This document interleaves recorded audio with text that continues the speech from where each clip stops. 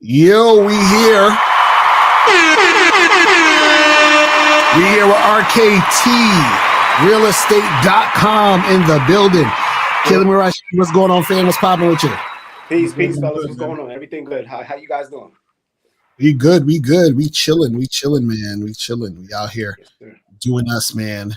So what's this crazy ass title y'all got for us? Are you worth more dead or alive? Let's get into that. So actually, what is it? Are you worth more dead or alive? Which one is the thing? You know what I'm saying? Well, I mean, I can say for myself personally, I'm worth more dead than alive right now currently. They're gonna come in. Watch your back. Oh God! Why ready to take you out? Oh man, but yeah, man. I mean, I guess it depends. For me, I'm agreeing with Rashidi. I'm worth more dead than alive right now. I think it depends on a few things. One, it depends on your current net worth. What do you the value that? What do you contribute to society? What is your value, right? So for most people, they're actually worth more alive because they're the working class, and as far as the economy is concerned, think about the lifespan of their the time of their life, how much money they've made since the time they've been working until their time of their death. They're going to be living for 70 years, right? So that time frame, you are technically worth more alive, right? But some people are worth more dead. Think about celebrities who passed away, who still has their family has ownership to their catalogs and different things like that. Think of let's talk about Michael Jackson for a second. Do you know his family? He's passed away, I think it was in 2009, 2010, something like that. Yeah. And they made over $100 million since he's been dead. That's crazy.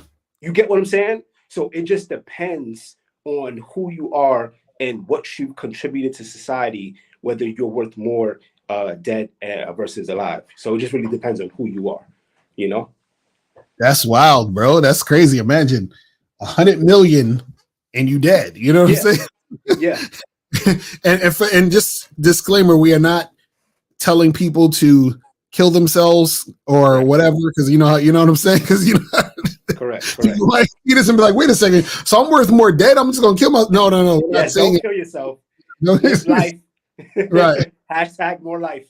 Exactly. We're not saying that. So is there a thing where so let's say, because you guys talk about life insurance and stuff like that. Yeah. So is it a thing where a person, if they have a good life insurance policy, would actually be considered worth more dead than alive at this time? For the most part, yes, absolutely. It's a great question, and the reason being is because whatever that death benefit is, whatever that coverage amount is, outside of your annual income, that's literally how much you're worth. Versus not having it at all, you're only worth as good as your annual income. Right. That's really it. So if I only make $50,000 a year, but then I also have a $2 million policy or $1 million policy. Now I'm worth, $1 million plus that 50K. Right. Because I have that policy is what's giving me my value. Right. Because once I pass, now I can pass and leave that $1 million to the family or the business or whoever the beneficiary is. But if I didn't have that policy, all I'm leaving behind is literally just the memory. So there is no value there. There's no reality there. There's no financial gain there. I wanted to ask, is there a certain thing that could happen where it messes up that policy? So let's say I have $1 million life insurance policy that I could give to my family, and let's say I say, you know what, I'm gonna jump off of a bridge just so they can get it. Is that disqualify it? Oh yeah, you're done. You lost the game. Yeah, suicide is it's not yeah, it doesn't work. Yep. From what I understand, the life insurance companies like it when you commit suicide. Oh, because then it's like they where's the policy? Yeah, because all of the money that you invested into the policy, they get to keep all that. They get to keep it. Correct. They have to give your family nothing. Yep, that's crazy. So you got to be careful. You got to be careful. Technically part of the contract. They had that in the contract. Yeah, that's in the contract. Yep. Yeah. Right. So suicide, is it anything else? Like, is it like you know, let's say somebody murdered you just to try to get the money? Is that like? They'd have to prove it. They'd have to prove that's the reason why. Right. If they can't prove it, then they must pay out that death benefit. Wow. Yeah.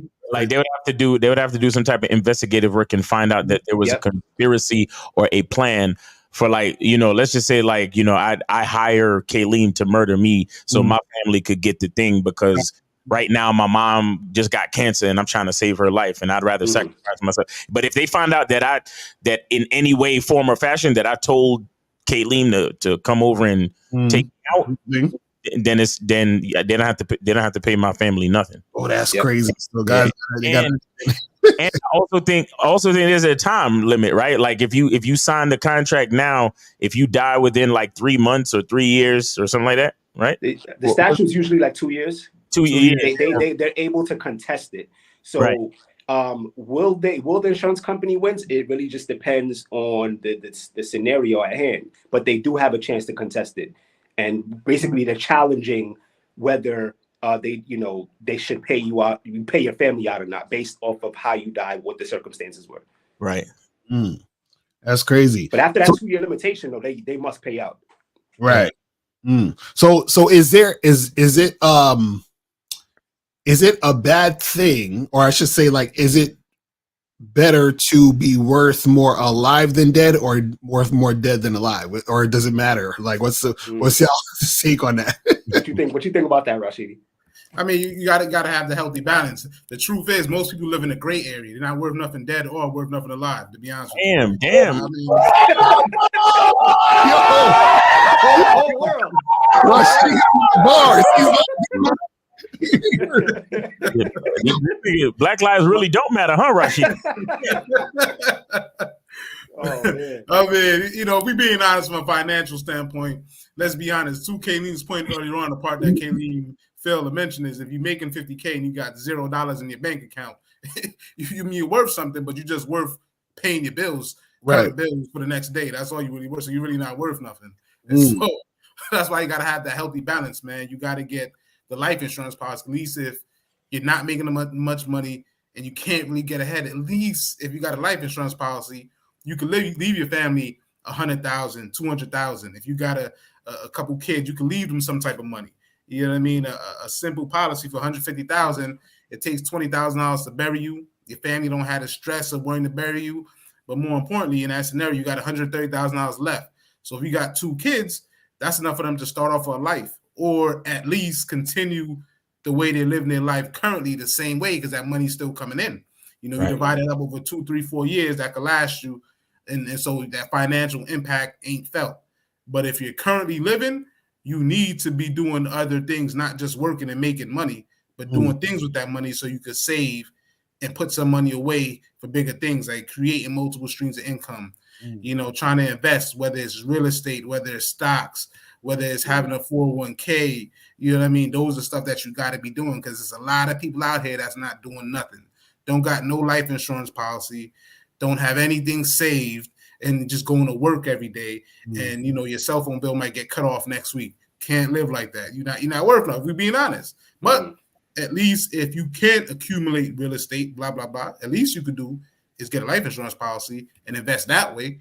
Outside of leaving people money, it can grow money, just like how we talk about the IULs and 401k, but you should be doing one or the other, really both. But if you can't do one, you should be doing the other. And that's the part where people just living life and doing none of them.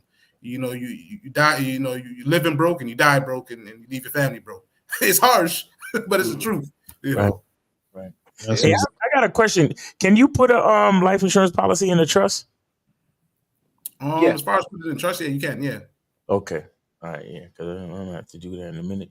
Because don't your family get taxed on the money that the insurance company paid out? So as far as tax, no, you don't get tax. You don't get tax on the insurance part of it. No, you don't get tax. Okay. It's not considered income. Okay. So you don't get taxed on it. No. Okay. Interesting, man. So it's like, so the thing is that you're gonna be worth more. Well, this is the thing, isn't it impossible? I'm just thinking. My head is going on the math here. Isn't it impossible to be worth? No. Well, actually, you can't. Because I was gonna say, isn't it impossible to be worth a lot alive and then not be worth nothing dead? Because if you're worth this much alive, wouldn't you then also have enough to be worth something dead, unless you don't have like an insurance policy, right? So like if you don't have so let's say if a person is making $5 million a year, but they don't have any life insurance, right? Then they're going to be worth nothing dead, right? They don't have, because they didn't like set anything up, right? Or is that wrong? Right.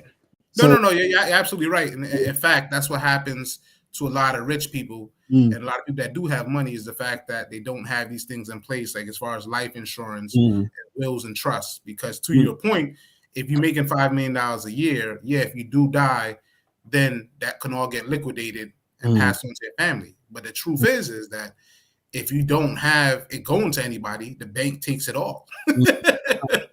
So it's a real thing, though. So no, that same person should have a life insurance policy, because that person, being very smart, would have a life insurance policy, because that person could afford, a $20 million life insurance policy. You know what I mean? Because it goes up, depending on the carrier, 10 times of what you make. So they should be worth more dead than alive in that situation, to be honest with you. But to your point, if you don't got those things in place, you're still not worth nothing to anybody that you love or care about. Because at the end of the day, if you did none of, and it happens a lot, like I think statistically it's like 65% of people that have money don't have those things in place. So what happens is that when they die, like I said, the government takes it.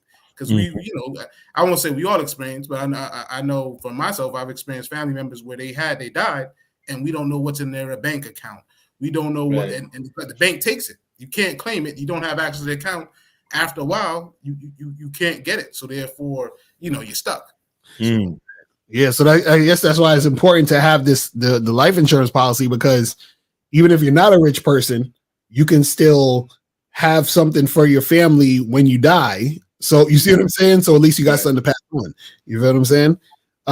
So Monogamous Player said, on top of the UIL policy, what's another equity generator that I can commit to set up my son's college / trades funds? Is Fidelity a good strategy?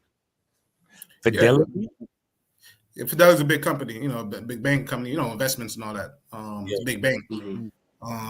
But the truth is, I mean, that's where we come in, But I know Monogamous Play, he always reaches out to us for advice and stuff like that. So you can. There's different stuff out there. I mean, you got the 401k. If you're doing working a regular 9 to 5, that's one avenue. The IULs, which you already have, that's one avenue. Real estate's another avenue. You buy property. At the end of the day, you buy, just argument's sake, you just buy one house and you buy nothing else. By the time you actually retire and pay that off, the house is completely paid off. So, for example, if you have a $300,000 house right now, while you're 30 years old, and by the time you're 60, that house is paid off, the house is going to be worth at least $400,000 to $500,000. So, if you wanted to sell it or leave it to somebody, that's a lot of equity and cash you could do. You could pull the money out of that house too, periodically throughout the years, to go buy more property or invest in other stuff. As far as stocks and bonds, like, Fidelity, all that type of stuff, it's the same thing like 401ks, just investing directly. When you're doing Roths and all that type of stuff. So you got all that, 401k, a Roth, annuity, IULs, real estate, technically you still got crypto and all that type of stuff out there. So it's a lot of avenues.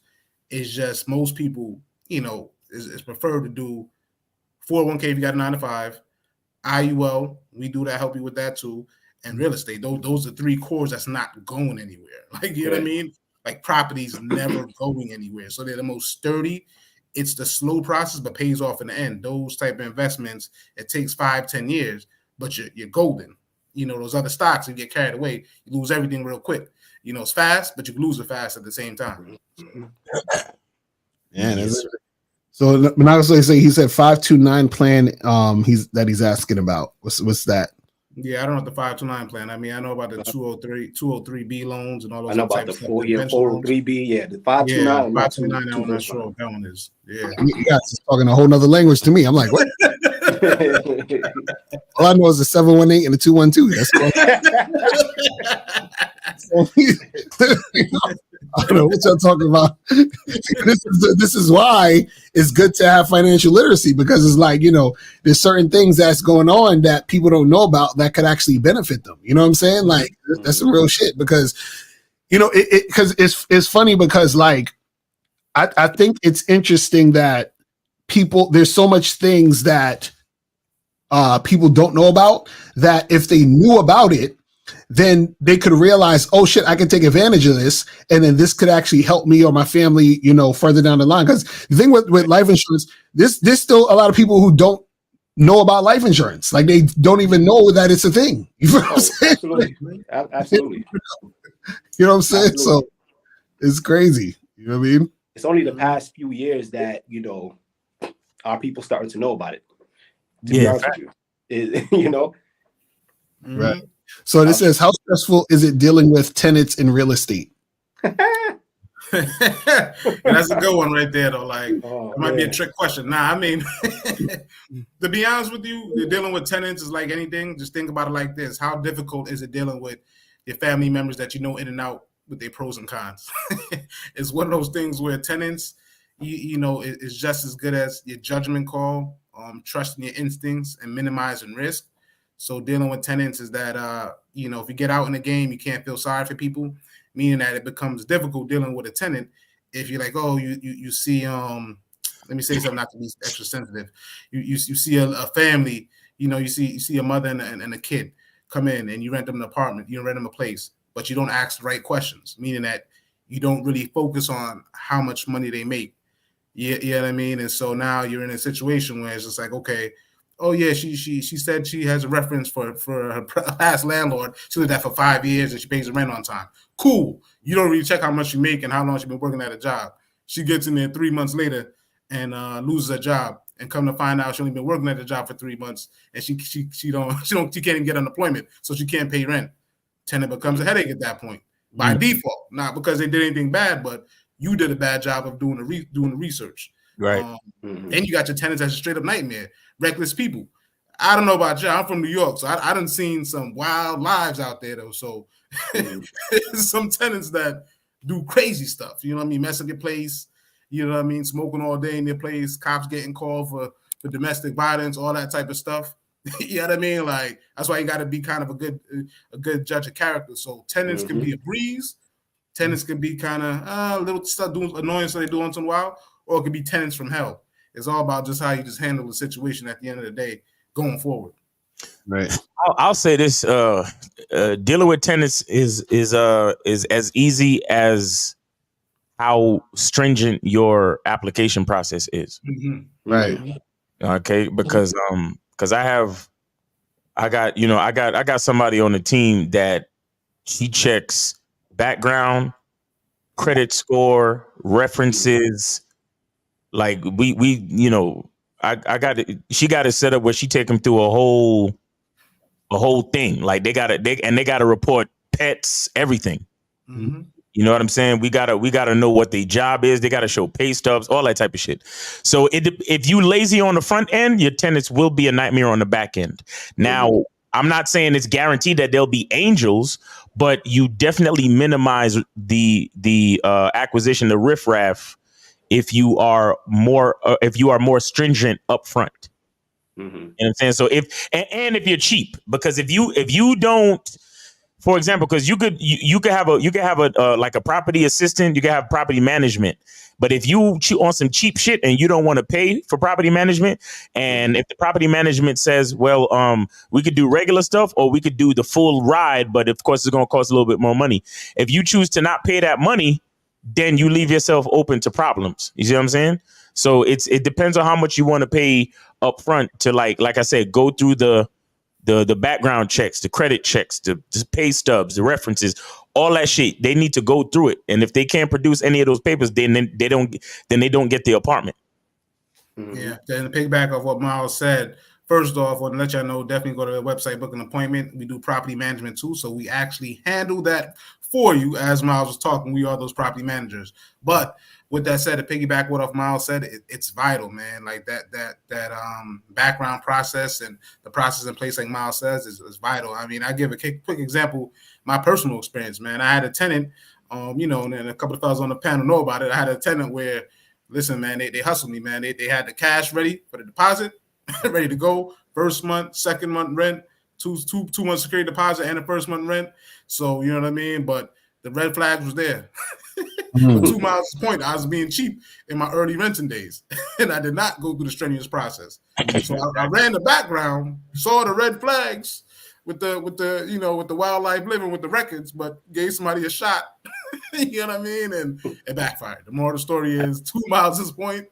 All that stuff is important because even in that same example, the person said they had a people, dog, and it had a pit bull.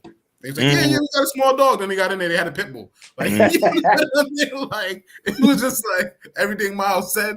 If you don't do the work on the front end and be cheap, it comes back on the back end. Now the nightmare is over. I got it fixed. It's rectified now, but I had to learn the hard way. So 2 Miles' point is very true. Now you know what you gotta do. You gotta ask them this one question. It'll let you know. Ask them what is the difference between figuratively and literally. And if they can't answer that, then you don't rent. I like that. I like that one. Like, nah, now it says, is keeping majority of my money in a bank account good investment since inflation is constantly increasing? I'm 21 and I'm appreciate the growth I see. So what's your thoughts on that? It depends. Well, one, how much money are we talking? That's number one. Number two, is it a yield savings account? Because you can get 4 or 5% interest in that yield savings account. So, but like I said, depending on how much you're talking, no, it's not wise to keep all your money in the bank. You need to diversify your portfolio. You need to have some money to where the money's growing anywhere from 8 to 12% interest on that dollar. So, and that's what I said, because usually in a regular bank you get less than 1%. So depending on where your money is, how much money you actually have in the bank, that all plays a factor. And you're young, so you want to see the growth throughout the course of time. So, like I said, it just depends on how much money you have in there. But I wouldn't keep all my money in one basket. That's not good. Yeah. So you started in the right direction, though, because most people don't even do that. Right. 2K, this point, it has to be a yield savings account, because yield savings account, the way the market is, you get 4 to 5% interest on the money you put in there. Mm-hmm. And then 2K's point, you want to, if you have money saved, you want to put it in different things like an IUL, because you gain interest and you never lose money, and you get higher percentages. Like they go up to 10% for most carriers when you put your money in the IUL. So your money is growing a lot faster over a course of time. And so those are two venues you can use without going into real estate as far as that goes. He could if he put $300 away a month in an IUL, by the time he's ready to retire, he'll be a millionaire. Yeah, absolutely. Shit, absolutely. He just gave you literally $1 million worth of game. You feel what I'm saying? Or is that figuratively, because it's like $1 million he just said, which is $1 million worth of game. It's too many bars happen in this episode. I'm telling you. He said how much he put in a month? If he put at minimum $300 a month, at his age, he'll have $1 million by the time he's ready to retire. Damn, that's what's up. That's dope. So and it's already including the inflation. It's already solving for that. Right. So yeah, so Marco, you gave some game right there, man. You know what I'm saying? You could call Marco, hit us up on the site, man. Book an appointment. We'll talk about it, man. We'll help you out. Right. Mm-hmm. Dope. That's dope. Now that's some real shit. But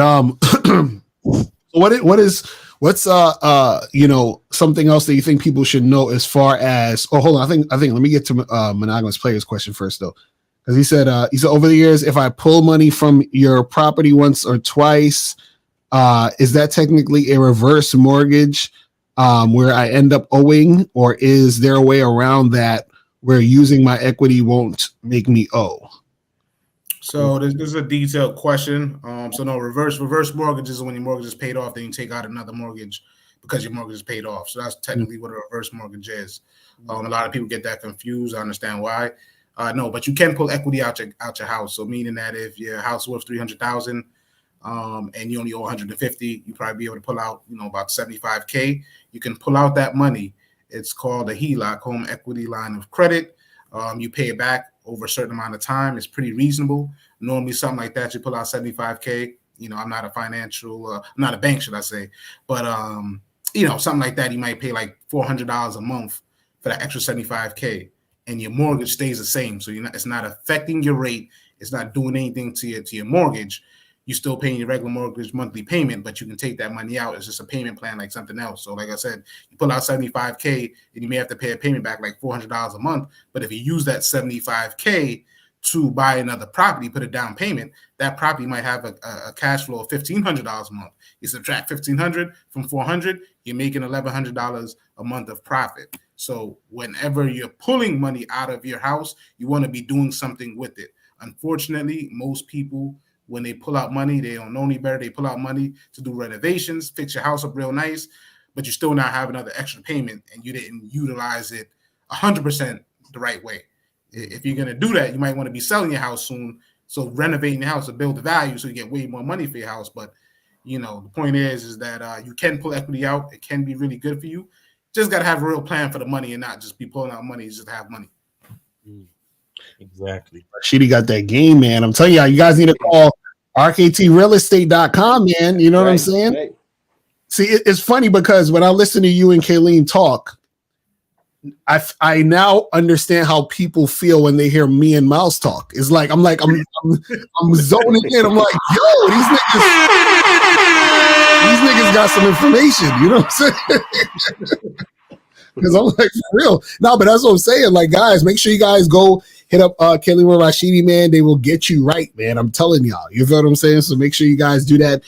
Spread it across. Tell your friends, tell your enemies. You feel what I'm saying? That shit going. You know what I'm saying? So any last words? Any last thoughts on this topic? As far as, are you worth dead or more dead or alive? Yeah. Your thoughts on that?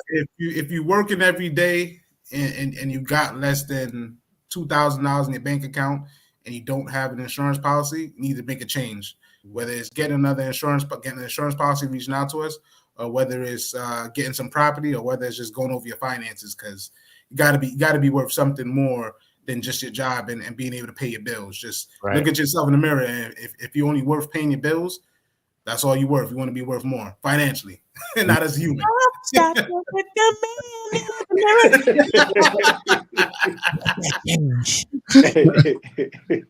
seriously, man. Especially for all my black people. This is the reason why Black lives don't matter, because it's like you worth a paycheck, but when you die, you ain't worth shit.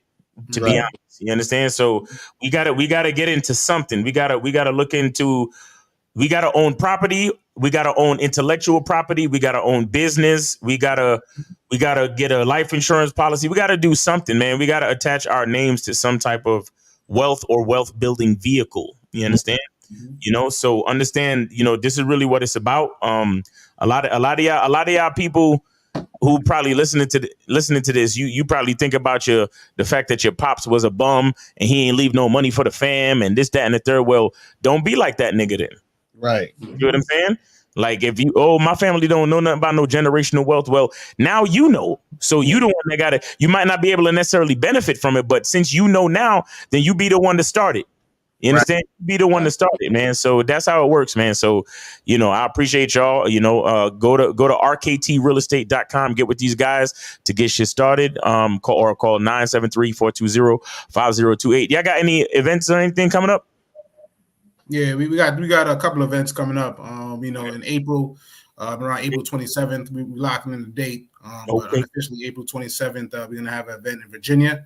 Another finance and fun, and then we got another event in Florida, July 13th.